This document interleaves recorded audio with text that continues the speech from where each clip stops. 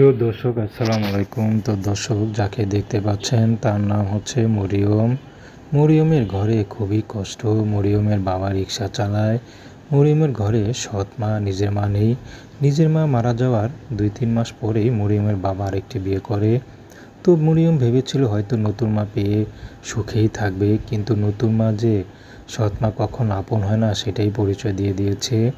মরিয়মের পড়াশোনা খুব ইচ্ছা ছিল। মরিয়মের মা যখন মারা যায় তখনও মরিয়ম ক্লাস 2তে পড়ে, কিন্তু মরিয়মের নতুন মা এসে মরিয়মের পড়াশোনা সব বন্ধ করে তাকে ঘরের কাজে লাগিয়ে দেয়। তো ঘরের কাজ করতে করতে একসময় মরিয়ম যে কখন বিয়ের বয়স হয়ে যায় মরিয়ম বুঝতেও পারেনি। আসলে মরিয়মের কান্না করতে করতে মরিয়মের বালিশ ভিজে গেছে, মরিয়মের চোখের পানি শুকিয়েও গেছে।